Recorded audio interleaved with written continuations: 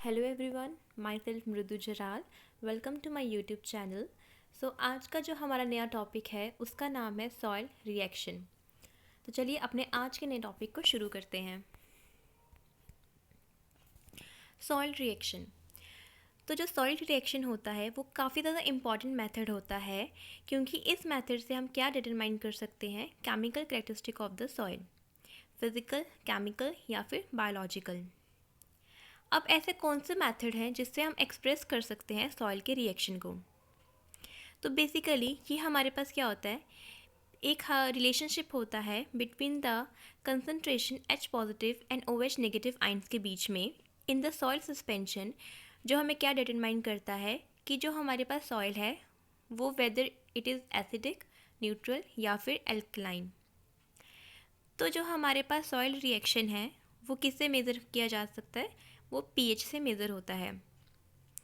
तो pH is equal to log 1/A H positive और minus log AH positive.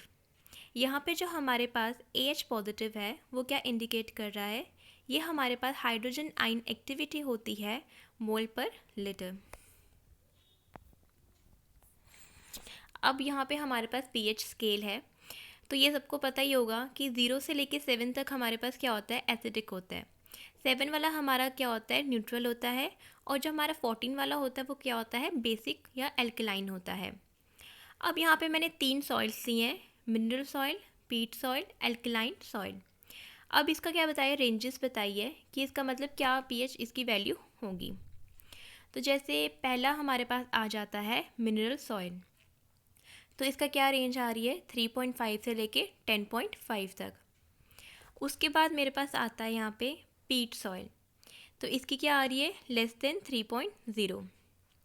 उसके बाद कौन सा सॉइल आ रहा है, एल्कलाइन सॉइल, तो इसमें क्या आएगी, हाई 11.0। अब हमारे पास नेक्स्ट क्या आता है कि कौन से ऐसे फैक्टर्स हैं जो सॉइल के रिएक्शन को अफेक्ट करते हैं। तो यहाँ पे हमारे पास कुछ फैक्टर्स दिए हुए हैं जो बेसिकली सॉइल के रिएक्शन को अफेक्ट कर रहे हैं। तो जो हमारा पहला वाला फैक्टर आ जाता है उसका नाम है नेचर ऑफ कोलाइड्स। दूसरा वाला जो हमारे पास फैक्टर आता है उसका नाम है percentage base and the kind of adsorb basis. उसके बाद तीसरा हमारे पास आ जाएगा climate. Fourth one is soil का solution. Fifth one is oxidation and reduction state of soil and the last one is soil management. अब हम इन सब मेथड को वन बाय वन डिस्कस करते हैं। तो जो हमारे पास पहला मेथड है उस मेथड का नाम है नेचर ऑफ कोलाइड। तो इस मेथड में हमें क्या बताया गया है कि जो हमारे पास कोलाइडल पार्टिकल्स होते हैं, सॉइल पार्टिकल्स के, क्ले, ह्यूमस, वो क्या इन्फ्लुएंस करते हैं सॉइल रिएक्शन को। जब हमारे पास हाइड्रोजन आयन जो होगा वो फॉर्म क्या करेगा, predominant adsorb cation on clay colloid, clay and humus, the soil reaction become acidic.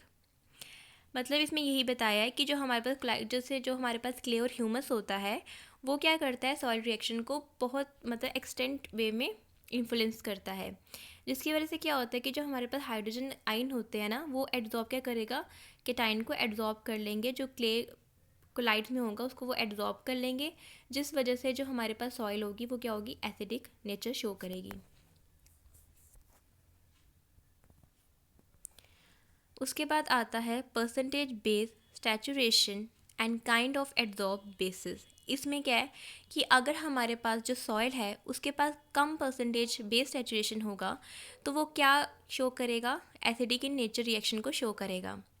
जैसे हमारे पास सोडियम सैचुरेटेड सॉइल है जो क्या शो करता है कि जो उसकी पीएच वैल्यू है वो काफ़ी ज़्यादा हाई है, अगर हम उसको कंपेयर किसके साथ कर रहे हैं, कैल्शियम या मैग्नीशियम के साथ।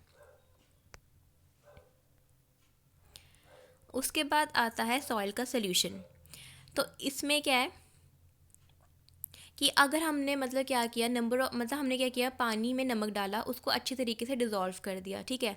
तो जो उस मतलब केटाइन होगा, मतलब उस सॉल्ट के जो केटाइंस वगैरह होंगे वो अच्छी तरीके से मिक्स होंगे, इंटरमिक्स होंगे with those of the diffuse double layer of the colloidal particle and increase the concentration. हमने क्या किया, एक मतलब पानी लिया, उसके अंदर नमक को अच्छी तरीके से डिज़ोल्व कर दिया, तो जो केटाइन होगा ना उस सॉल्ट के वो क्या करेंगे, मिक्स होंगे, इंटरमिक्स में अच्छी तरीके से मिक्स वगैरह सब कुछ होंगे, उनके साथ मिक्स होंगे with those diffuse double layer के साथ मिक्स होंगे, जिसकी वजह से क्या होगा कि जो उनकी कंसंट्रेशन होगी वो क्या हो जाएगी, इंक्रीज़ हो जाएगी। अब नेक्स्ट क्या आता है, climate.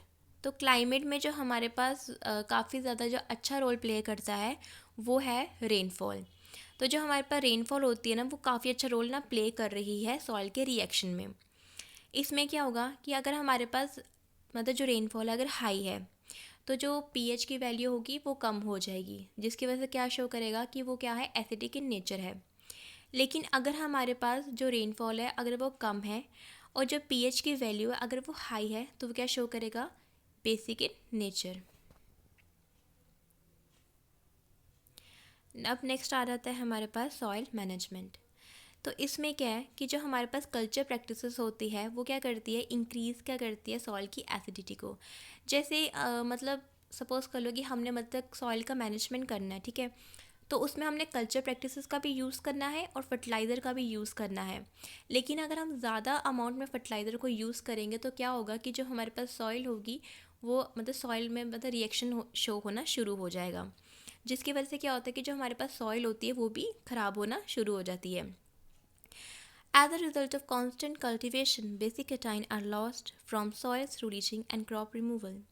Acidic fertilizers such as ammonium sulfate make the soil more acidic and basic make the soil alkaline in reaction. Clear?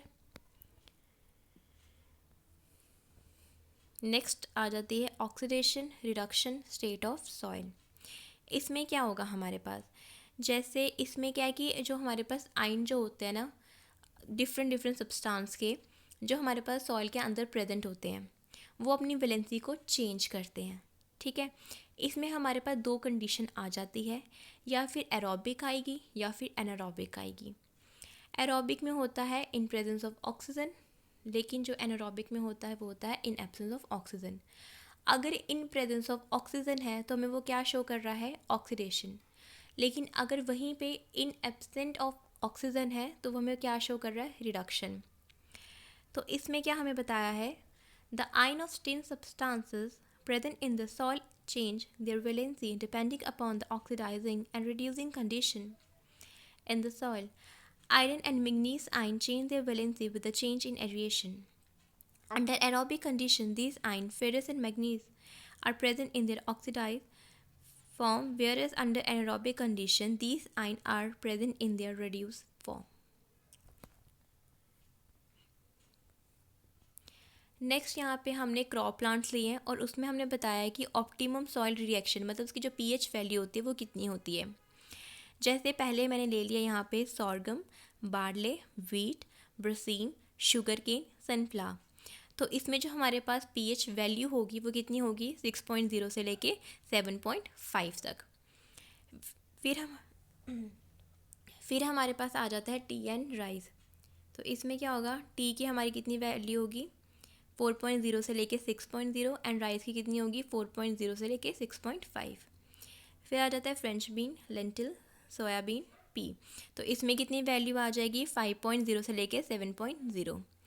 फिर आ जाता है ओट्स, टोबैको, इसमें कितनी आ जाएगी, 5.5 से लेके 7.5। And the last one is sugar beet, तो इसमें इसकी पीएच वैल्यू कितनी आ जाएगी, 6.5 से लेके 8.0। क्लियर। नेक्स्ट आता है कि soil reaction and microbial activity.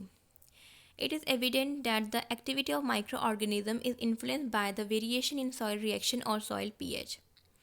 अगर बैक्टीरिया की बात करें तो वो कितना प्रेफर कर रहा है, near neutral to slight reaction between the pH कितना होना चाहिए, 6.5 से लेके एंड 8.0 तक।